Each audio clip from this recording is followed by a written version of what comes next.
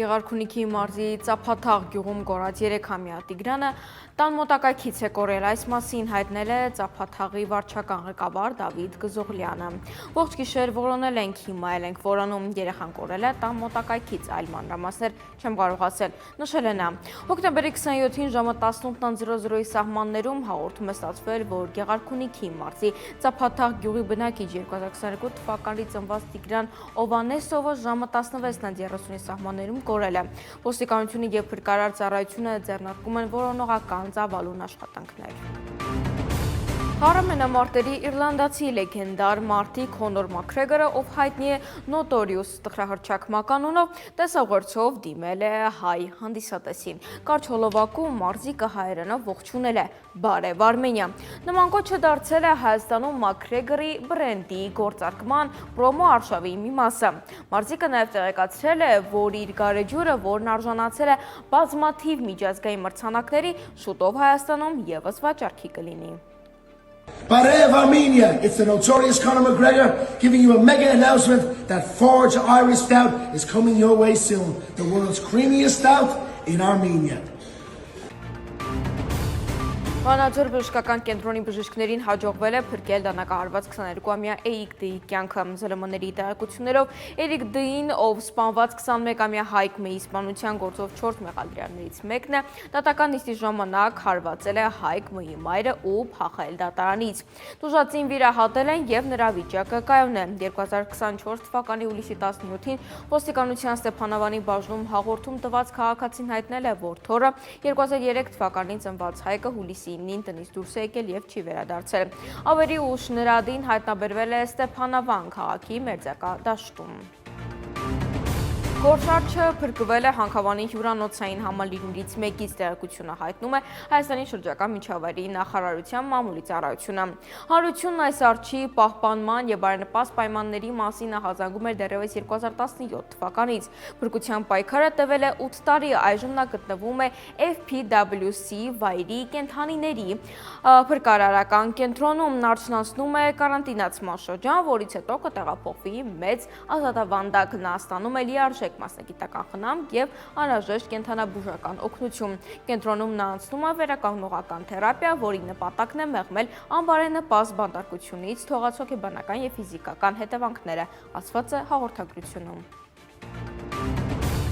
Բելարուսի նախագահ Ալեքսանդր Լուկաշենկոն հույս է հայտնել, որ Ադրբեջանի ու Հայաստանի միջև հակամարտության կարգավորումը երկարատև բնույթ կկրի։ Վերջերս հաջողվել է մի քանի ձգձգված հակամարտության հետ կապված լուծումների հասնել։ Մեծ հույս ունեմ, որ երկարաժամկետ Ադրբեջանն ու Հայաստանը խաղաղության համաձայնագիր են ստորագրել։ Գազայում ավարտվել է երկամյա պատերազմը։ Սա միայն սկիզբն է, բայց հույս ունենք, որ սա լավ սկիզբ է, հայտարարել է Բելարուսի առաջնորդը, նշելով, որ մյուս թեժկետերում հույսի նշույլ չկա։ Կարգալույծի որպես քահանայի որևէ գործողություն վավեր չէ, այդ մասին ասված է կանոնագիր քայլություն։ Տեղեկությունը հայտնում է Մայրաթոր Սուրբ Էջմիածնի տեղեկատվական համակարգը։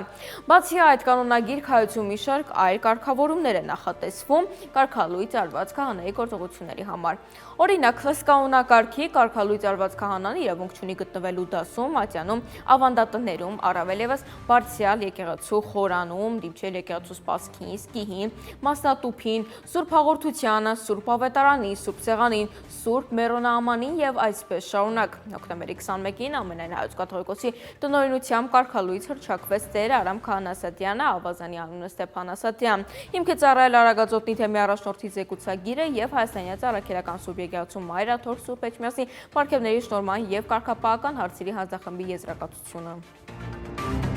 Ֆեյսբուքյան գրառման համար կալանքի տակ գտնվող Ալեքսանդր Կոչուբաևի խափանման միջոց կալանքը փոփոխվեց բացակայելու արգելքով, հայտնում է նրա փաստաբան Էրիկ Ալեքսանյանը։ Կոչուբաևը քիչ անց ազատ կարձակվի կալանքից և շուտով կգտնվի կնոջ կողքին, նշել է փաստաբանը։ Ավելի վաղ Կոչուբաևի փաստաբանը միշտորթություններ ներկայացրել գլխավոր դատախազություն նրան անհապաղ ազատ արձակելու կալանքից։ Նա նաև բացնամակով դիմել էր Հայաստանի գլխավոր դատախազ Աննա Վարդապետյանին, խնդրելով վերացնել փաստաբան Կոչուբաևի նկատմամբ ընտրված խափանման միջոցի կալանքը, նամակում հայտնելով, որ երեխայի ծնվելուց հետո Կոչուբաևի կնոջ առողջական վիճակը կտրուկ վատացել է, սակայն չէր հայտնել, թե ինչ անդառնալի հետևանքի մասին է խոսքը։ Այսօր Բաքվում շարունակվել է Արցախի նախկին պետնախարար գործարար բարերար Ռուբեն Վարդանյանի դեմ շինծու դատավարությունը։ Ինչպես հայտնում են ադրբեջանական ԶԼՄ-ները, Ադրբեջանի փաստաբանների կոլեգիան Ռուբեն Վարդանյանին նոր պաշտպան է նշանակել Էմիլ Բաբիշովը։ Վարդանյանը չի առարկել։ Նախագահ դատավորը հայտարարել է, որ փաստաբանի համար պայմաններ կստեղծվեն եւ լրատվության ժամանակը տրամադրվի, որպեսզի կարողանա ինչպես մեկուսարանում հանդիպել Ռուբեն Վարդանյանին, այնպես էլ ծանոթանալ քրեական գործի նյութերին։ Դատավարությունը հետաձգվել է, որպեսզի փաստաբանը ծանոթանա գործին եւ հանդիպի մեղադրյալի հետ։ Նիստը կշարունակվի նոյեմբերի 4-ին։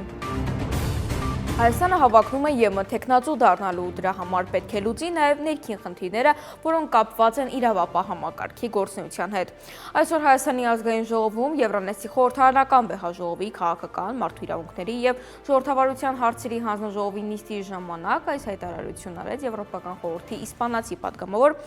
Նաչո Սանչես Ամորը, նշելով, որ տեղյակ են, թե ինչ է կատարում Հայաստանի համայնքներում։ Չեմ եկել ձեզ դատելու, բայց 30-ից 40 ոստիկաններով կալանավորում են մարդկանց։ Եթե կաշառքի համար է, այլ է, բայց երբ սոցիալական ցանցերում հայտնած կարծիքի համար են դատում, ապա ուշադիր զգույշ եղեք, սա անընդունելի է։ Ժողովրդավարական երկրի պարագայում անգամ մեկ անձին պատարկել չի կարելի կարծիքի համար։ Պետք չէ հարյուրավոր ոստիկաններ ուղարկել, կարելի է հրավիրել, որ ներկայանա, ասել է նա։